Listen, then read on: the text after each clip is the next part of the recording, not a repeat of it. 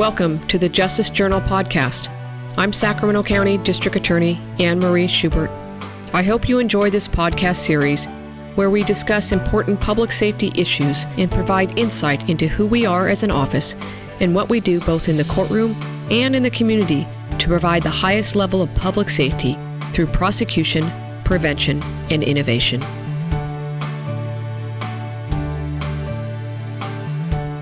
Welcome to the Justice Journal podcast. I'm Assistant Chief Deputy District Attorney Thien Ho. The East Area Rapist, or the Golden State Killer, committed his crimes and wreaked havoc across the state of California from 1974 to 1986, where he committed 13 known murders, upwards of 50 rapes, and over 120 burglaries up and down the state of California in 11 different counties. So many lives were changed because of his evil. People living in Sacramento County in the mid-'70s would leave their doors unlocked, their windows open to enjoy the Delta breeze. Kids would be playing late into the night, and couples would walk out on the street late at night.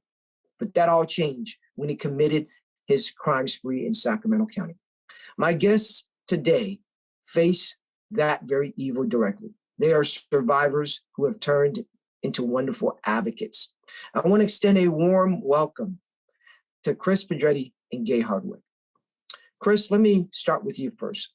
Can you please introduce yourself to our audience and briefly tell us about your current advocacy presenting sexual assault survivors? It's time to tell your story.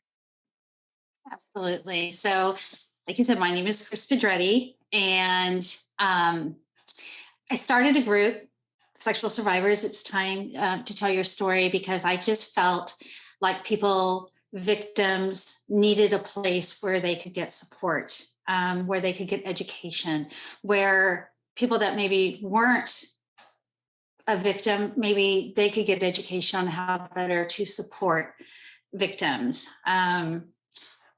In the site, we have like small little podcasts, kind of like what we're doing today, but in the safety of our group, so that if victims want to speak up, that they can and feel safe about doing that. They can share their stories. I mean, we all know that healing starts with telling your story. Healing starts with being able to share and to not feel judged, and to feel accepted, and to be able to ask for the support that they need so much.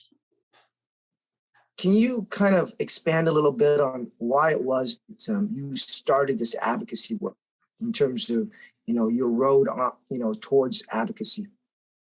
Yeah.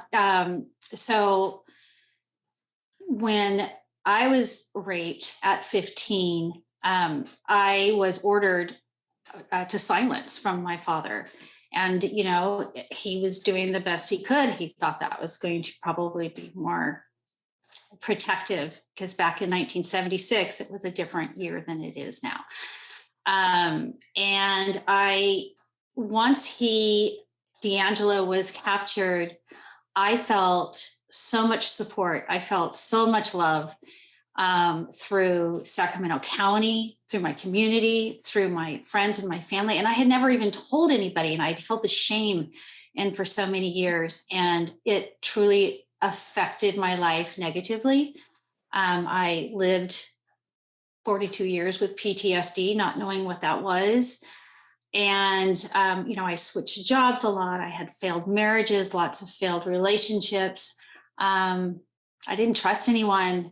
It was a very lonely existence. And I realized by the complete flip of my life that this didn't have to happen had there been support. And I do believe that there are so many men and women out there holding it in, living in isolation. And I could not turn my back on that. I needed to pay it forward, because I was rescued. I was saved. I got my life back. And if there is anything I can do to pay that forward, I feel like that's my responsibility going forward. And so I created the group, hoping to reach these people that are feeling alone. And I was going to be happy with one person. If there was one person that I could have helped, I would have felt that I had done what I set out to do. And now we have a little over 700 members and still growing. And it just shows that there are people out there that need support. And I'm happy to provide that if I can.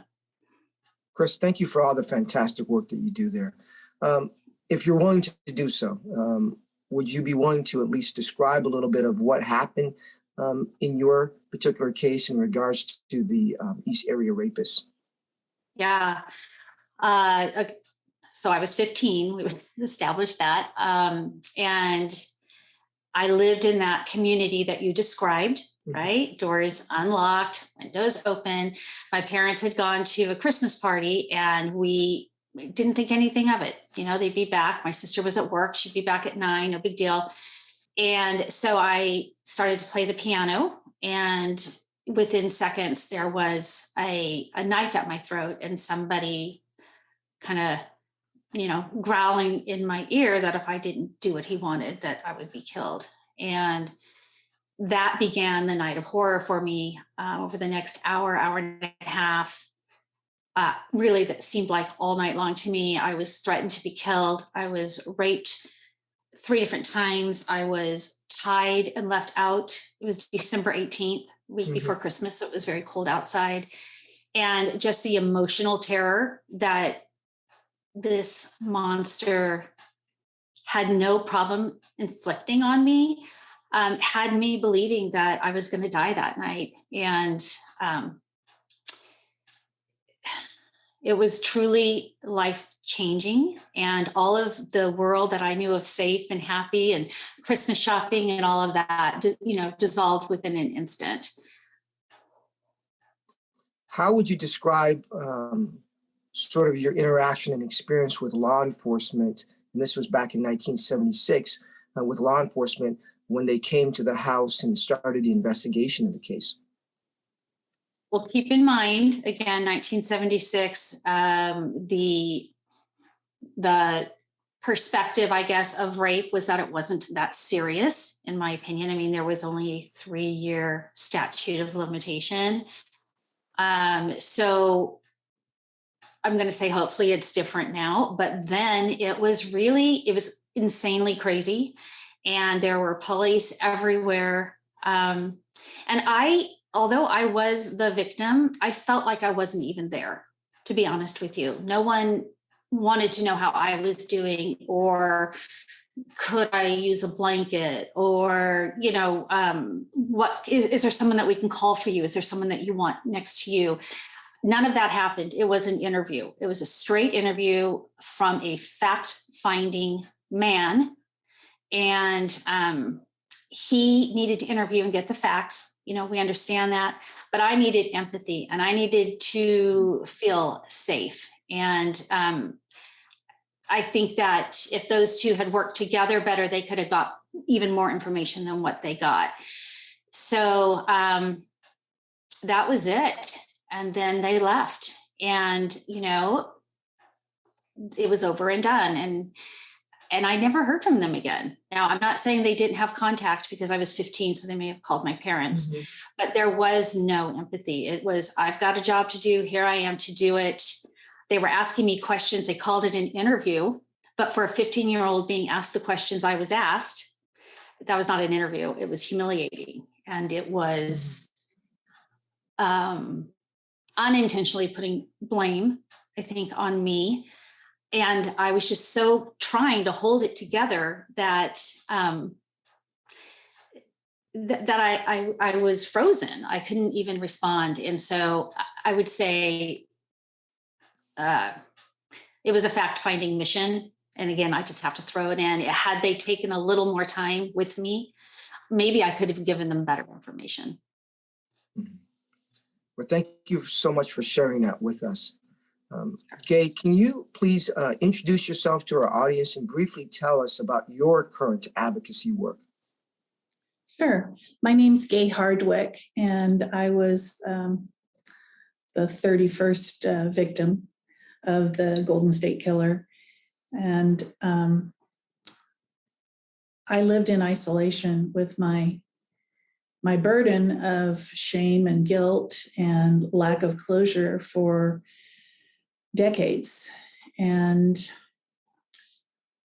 after I was able to meet other survivors in 2019, and it took that long because remember, the arrest came in 2018. But when I finally was able to meet with a group of survivors, it was like a breath of fresh air. For the very first time, I was able to set my burden down among people who had no doubts in their mind, accepted me fully, understood exactly what I had experienced. And it was a huge relief that I didn't know I needed, but I definitely did. And over the course of the last few years, I came to realize how many people are never, ever able to put their burden down. They have no place to share their experience with people who understand and can support them.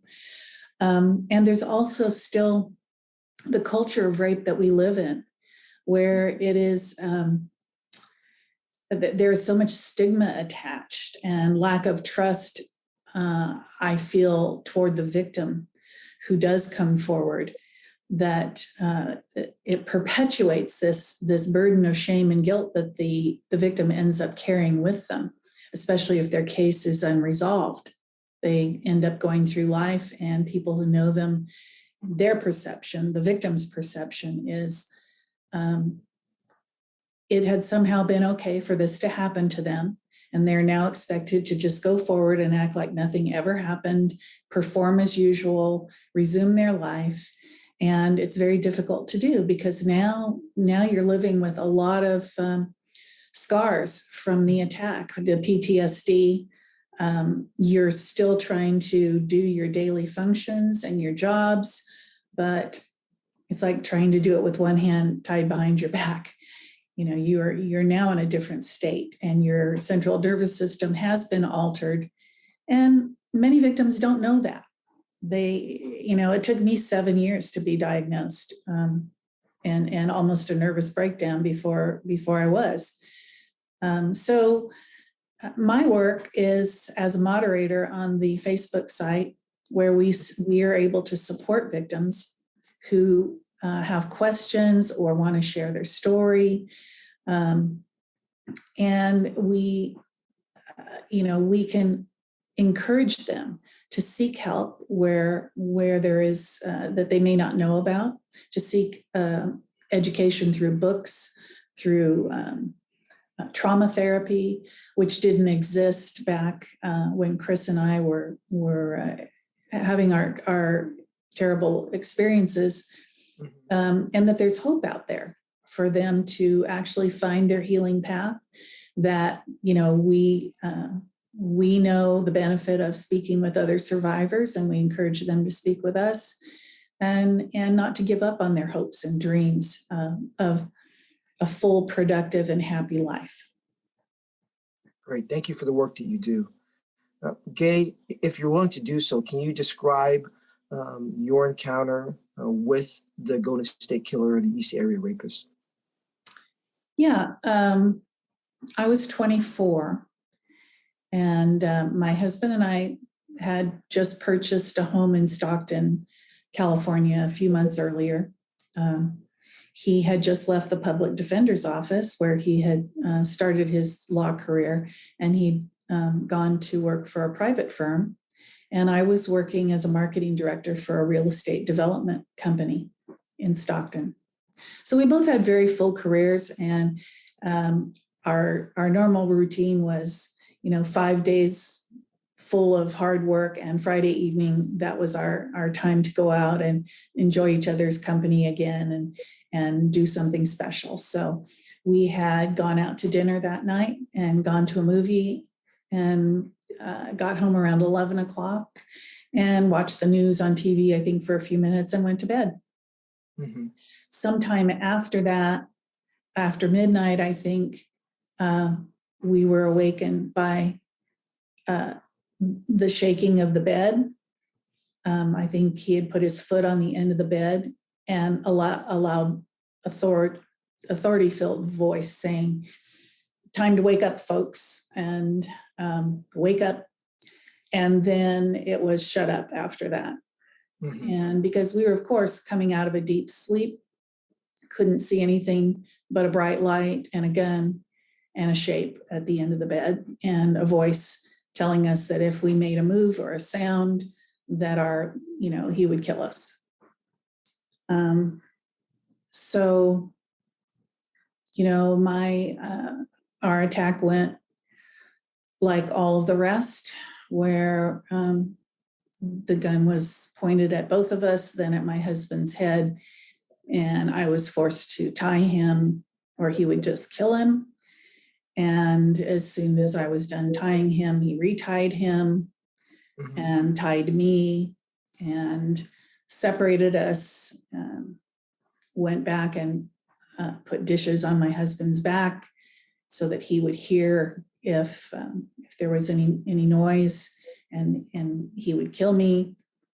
And he stayed, it went on for several hours, and it was a violent attack, multiple times, quite horrific. And in between attacks, he would rummage through the rooms and through drawers. He mumbled to himself. At times I felt it sounded like he was crying, or maybe he was on the verge of laughing. It was hard. It was like having a demon in your house, and a full sense that this was something very evil, and it made my skin crawl. There was no doubt in my mind that I was going to die that night. And at that time, at those moments, I wasn't so sure that my husband hadn't already been killed. So, he rummaged around. He sat on the patio and drank beer. Finally, he would, pretend to leave, and then he would be right there. And finally, I didn't hear him for maybe 15 minutes, and I just couldn't hold still any longer. And I was still bound, hand, foot, and blindfolded. But I started to move, and I managed to yell for my husband, and I didn't get any response because he was still believing that the trickery was going on, and that if he responded, he would be killed. And,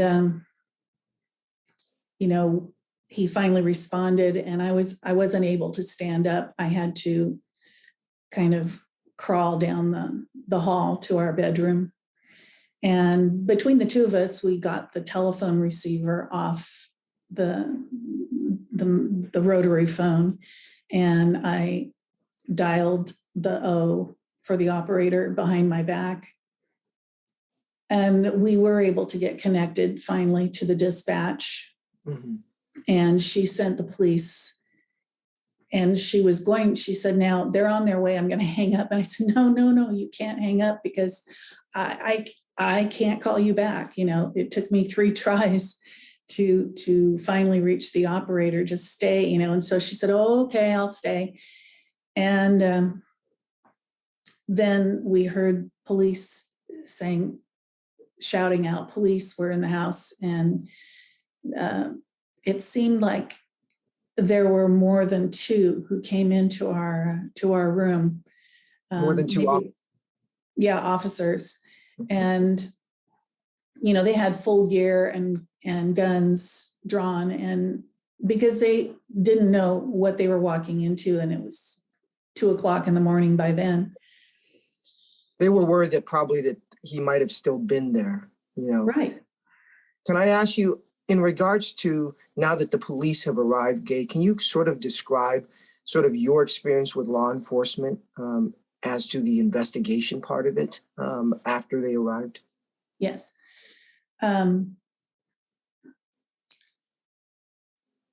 We were cautioned not to touch anything. And we sat in the family room.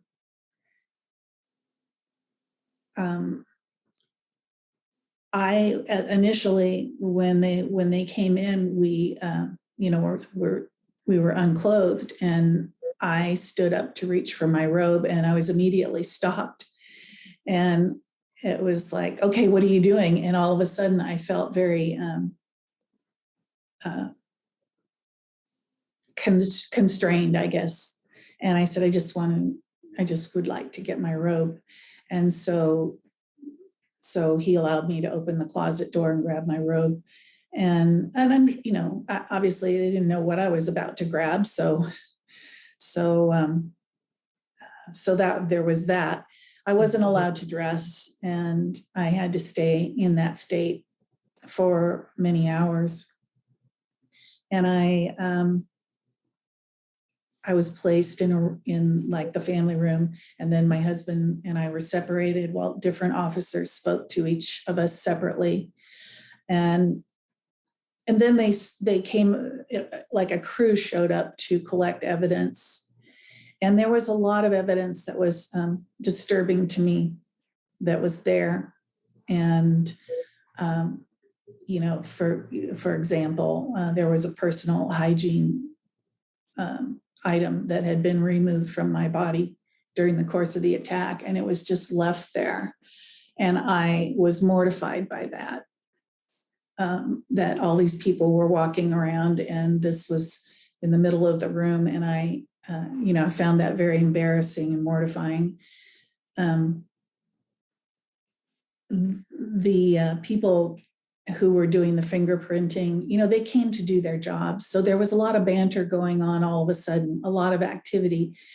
And it just seemed very surreal to me to sit there and have all of this going on. We just had our house painted, and now I saw the technicians painting all the woodwork with graphite material to collect the fingerprints, if there would be any. And it was just very saddening to me to see my house destroyed that way. And it had already been ransacked, of course, by the rapist. After an hour or so, someone brought in donuts and coffee and set them on the table. And I said, oh, that coffee smells good. And the officer said, oh, that's for the people from Sacramento that are coming in. And then he just went on about his business. And I was, at that point thinking I could really use a cup of coffee or something, to eat. And so I just felt like a piece of evidence being sort of moved around as needed while they photographed and took fingerprints and pictures. And finally they left in the morning about daylight. I wasn't taken to the hospital until about 5 o'clock in the morning. And that was because they didn't have any female officers. And as it turned out, my option at that hour was that I could wait until 8 o'clock for a female officer to come on duty, or just go with a male officer. And I said I would go. So we went to the hospital and came back. And I guess it was about 8 o'clock in the morning by then, and the police were wrapping up and they left. And I went back to my bedroom, and one of the items that they needed was there had been a like boot blacking or shoe polish that was on the sheet from his boots or something. But instead of taking the whole sheet, the officers or the technicians had just cut a large hole out of the sheet and left the rest of it there for me. And it was very disheartening to walk in, and traumatizing, and see that. So I had to take care of that. And then we went outside, and the crime tape was still all over the house, and our neighbors were starting to come out to pick up their newspapers. And it was up to us, to go out there and remove all of the signs of what had happened. And so those are things that I think could be done differently today, that there could be more sensitivity toward the victim who might have to be there to witness the evidence taking, and to do it in a more sensitive manner, rather than to add, to the destruction. I think both of you really kind of highlight the need for empathy, when you're dealing with victims and survivors, especially of violent crimes, especially of this nature. And so, Kris, I'll start with you, and I want to talk to Gay about it as well. What sort of training have you provided recently to law enforcement, or given to law enforcement, so that they have some perspective, from the victim's point of view, about how to show more empathy or sensitivity in the investigation of these cases? So, Kris, what have you started doing? Well, one of the things that I do with the group, Sexual Assault Survivors, It's Time to Tell Your Story, is we also get together physically, in the warmer weather, those that live in town. And there's always a guest speaker. And so one of our guest speakers was a detective from the Elk Grove Police Department. And from her training to us, she thought, oh, they're not going to want to hear much from us. And it was really interesting, because I think 2 hours later, we were still asking questions. But at the end, she asked me, would you ever be willing to come and talk to our officers about your perspective on what happens when a woman or a man, a victim, is going through the process of reporting their assault. And so that's how that started. So I went in, and Gay was with me. Mm-hmm. And we were really able to share our perspective of what it is that we need for them to get what they need, right? And I think I talked about that a little earlier.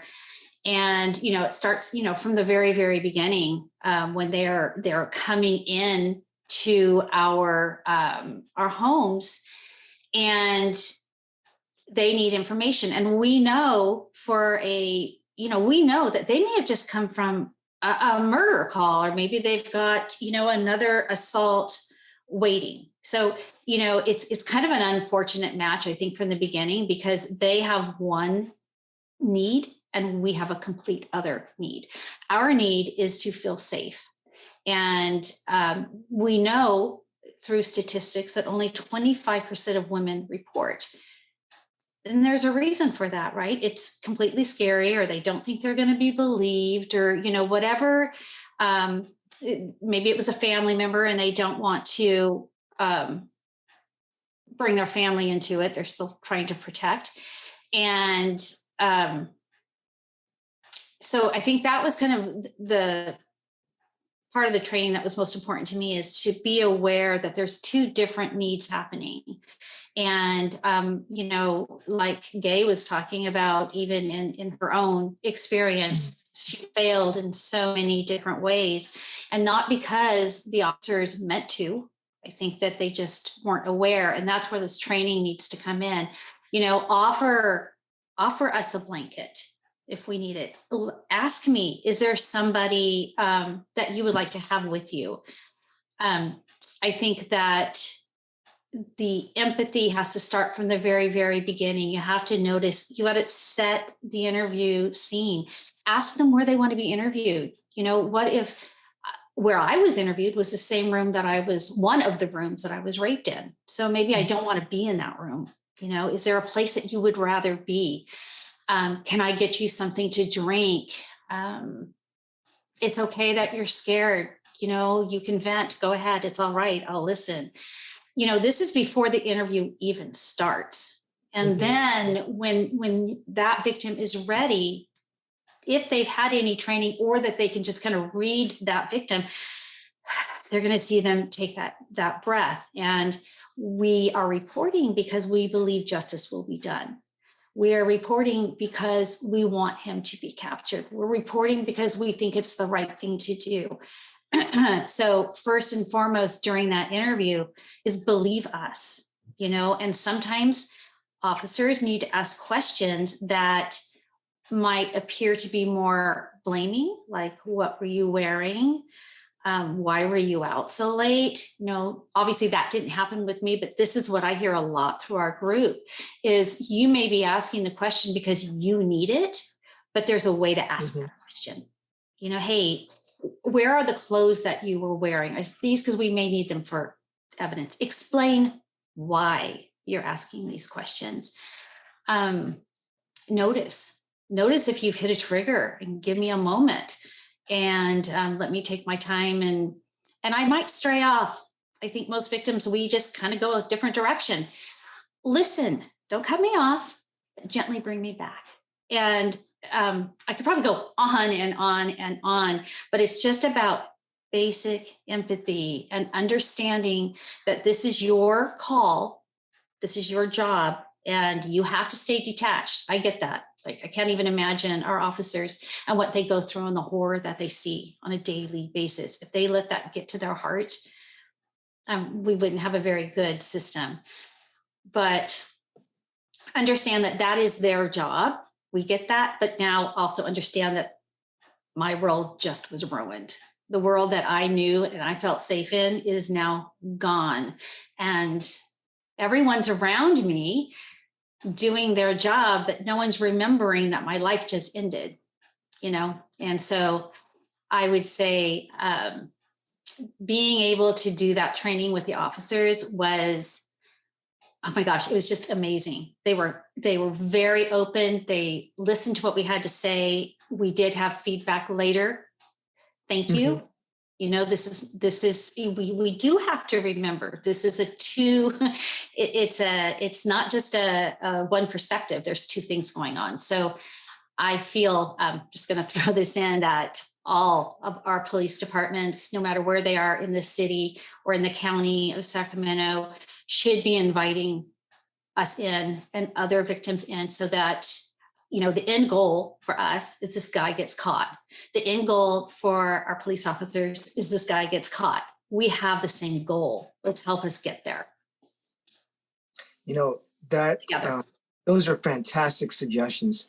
And that was sort of one of the, when you guys told me about what you were doing in the training, part of this podcast is to get this information out to our law enforcement. And I think it's a great idea to invite you to come into the different agencies and starting with in the county here to really give another perspective to law enforcement and for this discussion to start.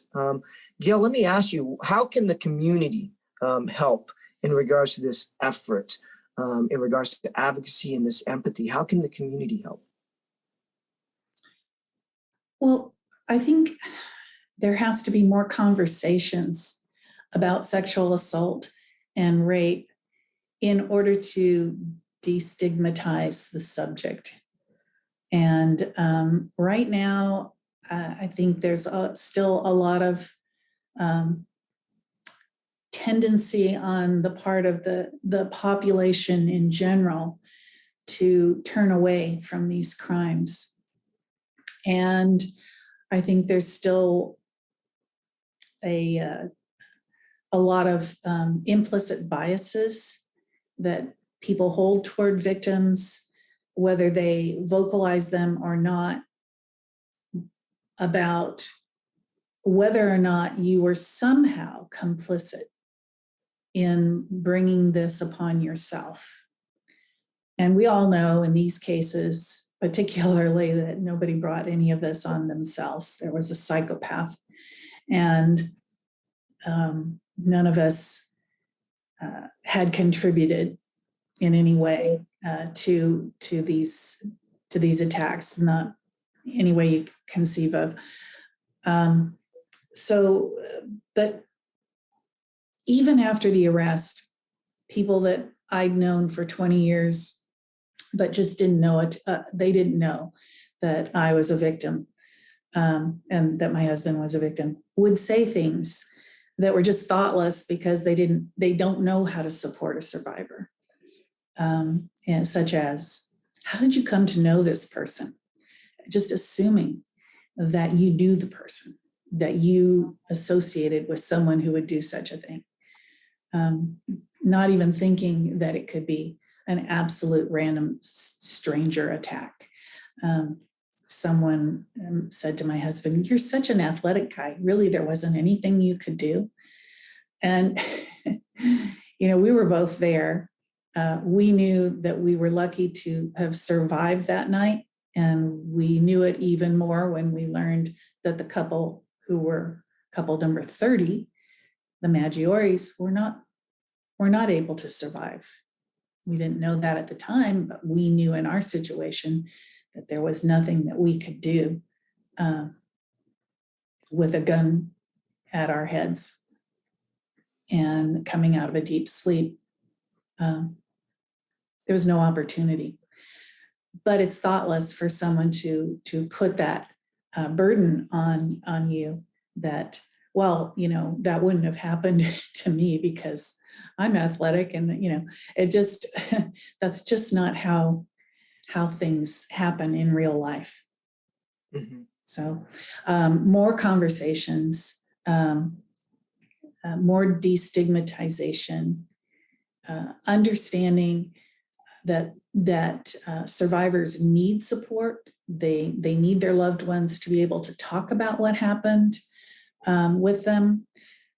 They need to be aware that there are trauma therapies available, and to help survivors find these and access them. And we do hear from victims who say, "I would like to see a trauma therapist, but my insurance won't cover it, and so I can't." And these are people who could benefit from some type of assistance. Also,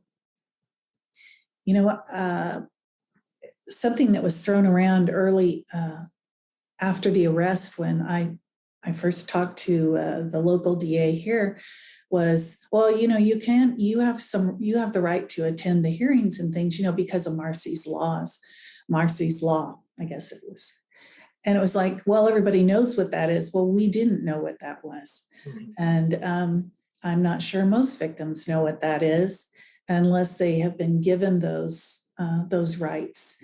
And no one ever, gave us those rights. In fact, Kris and I researched that on the internet ourselves because we kept hearing the term and we didn't know. And so many of us in the outlying counties didn't know what our rights were and weren't told. So things like that should become more commonplace, just like we know our rights about being arrested, the Miranda rights. We understand those, and that's commonplace, but Marcy's law is not. You bring up a lot of great points there, and you also mentioned, Gay, in terms of the arrest and the prosecution of Joseph DeAngelo.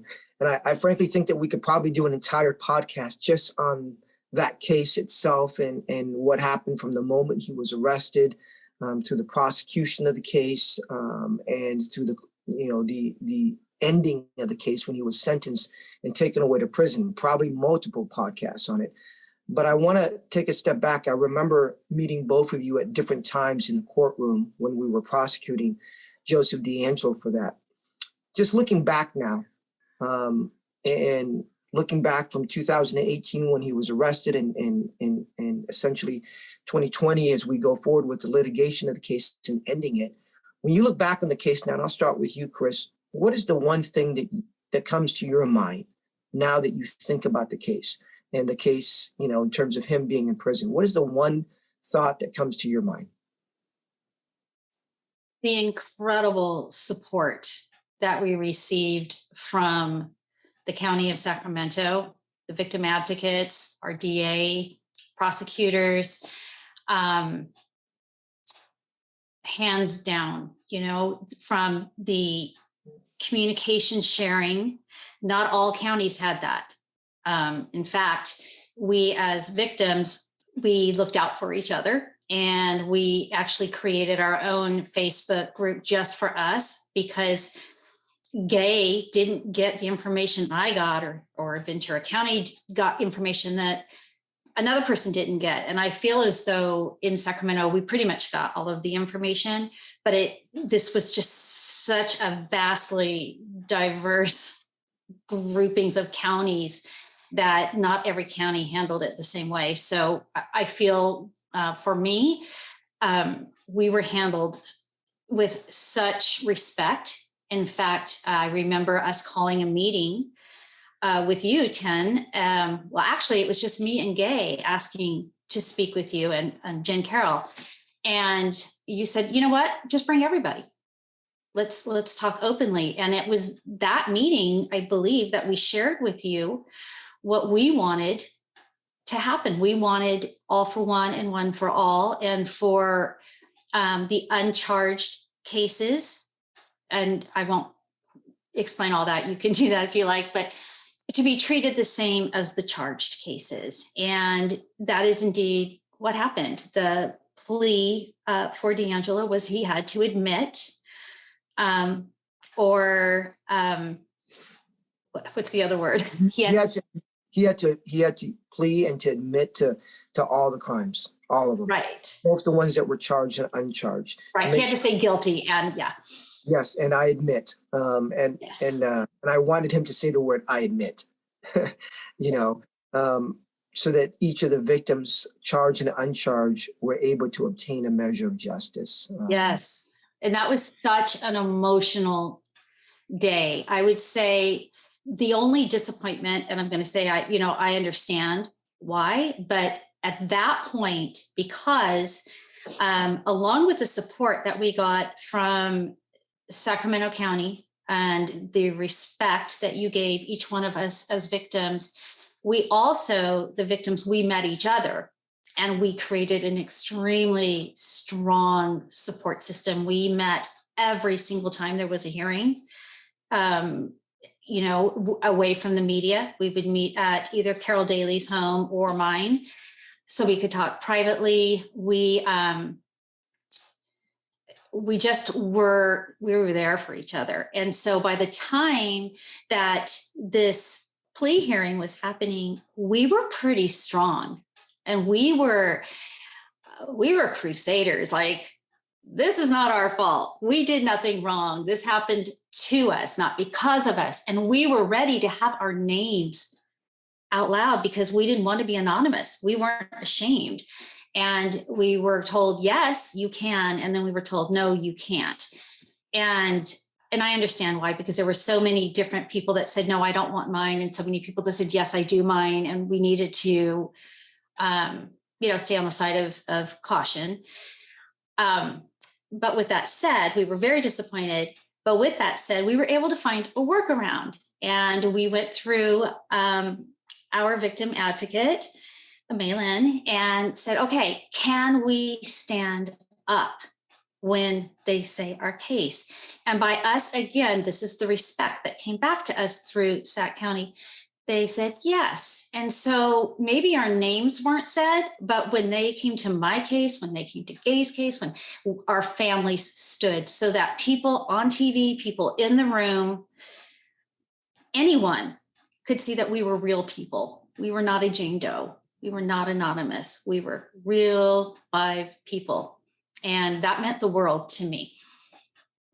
I remember when you're talking about standing up, and it's about Phyllis. And Phyllis, was on TV, and Phyllis identified herself, so I can say her name. I still get a little emotional when I think about it, but when, she was going through cancer and getting treatment, so she couldn't be there at the plea. And so when it was time for her case, all of the survivors and victims stood up to represent Phyllis. And I got to tell you, that was such a moving, powerful moment that will be one of the things that will stick with me for the rest of my life. Whenever I think about the case, I don't think about him anymore. I think about all the survivors, and I think about those days where we got justice. And that was such a beautiful, powerful moment. But Gay, let me ask you, when you look back at the case, what's the one thought that you think of? Well, I first of all, I can't express how grateful I was to learn first in 2012, when Paul Holes called me to investigate my case further, that law enforcement had not given up on solving this crime. That was the first I knew, from 1978 until 2012. Then I cooperated with Paul as best I could and gave him every shred of information I could could dig back through that might help him. And that took its toll. And I understood when, at the end of that time, which took a couple years, maybe 2014, the case was still not resolved, but that he was still working on it, and other law enforcement people were still working on it. But I understood that roller coaster that all law enforcement was continuing to go through the decades, thinking they had a suspect, they worked that suspect, and then found that it wasn't the East Area Rapist. And so it was disheartening to me when that happened to me after putting the whole thing away for like 35 years, and then having all that come back to the surface. And then a few years later, finding out on TV that he had been arrested. And one of the things Sacramento did that I know helped their victims a lot was that they notified them ahead of time. And I was not notified ahead of time. I learned when my daughters called me, because they found out about it from the media. My adult daughters informed me of the arrest, and then I saw it on TV. And after that, I called my local district attorney. So I really appreciate, number one, that law enforcement never gave up. I appreciate how your county handled the notification of the victims. And I can tell you that that would have helped me a lot to be notified ahead of time, because I did find it shocking and I wasn't prepared at that time. And then finding my voice through the survivor group and being heard by the Sacramento advocates and by you. And I think we've talked before. I felt like Sacramento finally had no choice but to adopt me because I was constantly knocking at the door asking for information, and my local jurisdiction just didn't participate. And the other thing when we talk about the interactions with police that I did want to say was that when something like this happens and the police give a statement, as Stockton Police Department did, is that they came to the media and they said, yes, we understand that there's been an arrest, but we don't have any, we just don't have any evidence to the effect that these two cases were in fact part of that spree. So the fact that they went on TV and said that, what I heard is that, you said it was the East Area Rapist, but we don't really have any evidence to that effect. What they really meant was that they didn't have any left. They did have physical evidence at the time, but it had been discarded over the decades. And so for me, hearing a message like that came right back to putting the burden on me that I felt like I have said and others have said that this happened to me, but the police department is saying, well, we can't really prove that. And so that was hard, and that caused me to use, to really go to the survivor group and to start trying to find my voice. And once I did pursue it farther, then I found you and the advocates there to help me, and that was a blessing. I have to tell you, Gay and Kris, it was an honor of a lifetime for me to stand in the courtroom and to work outside the courtroom to be your advocate, to make sure that you and all the other survivors got justice on the case. And I'll give you a little insight into, in terms of the efforts since the 70s and the 80s. I met detectives that after they retired, continued to work on the case in their private capacity. In fact, there was one detective that was even following people as a private investigator because he thought somebody was the East Area Rapist or the Golden State Killer. And what would happen is generations of officers, once they had the file, a new group would come in, whether it was to sexual assault or to homicides. We would have it. We had all the files in a room over at the sheriff's department and over at the police department. And a new group would come in, a new group of detectives. And when they come in, they would get assigned a cold case, whether it was this case or that case, but there would be one series of detectives. And they would open it up and they would look at it again and go over it again. And then the next generation of officers come in would do the same thing. And so starting on the case, and you've heard about it now, the DAs didn't give up. I know that Anne-Marie Schubert and Greg Totten and the other DAs from Santa Barbara, they just kept working on the case. And we were fortunate enough and persistent enough to find him, to locate him and bring him to justice. But I can tell you that nobody in law enforcement, nobody in the DA's office ever gave up. But here's the thing. Neither did you guys. You never gave up. You never gave up, I think, hope. And at the end of the day, you were always there for us when we were in the courtroom, making sure that you had our back and that we had your back. And so I really appreciate both of you taking the time today to come speak on the podcast. And I really appreciate, I think we all can, the advocacy work that you're doing now. On behalf of the Sacramento DA's office and everybody here, thank you so much for being here today. Thank you. Thank you, Thien.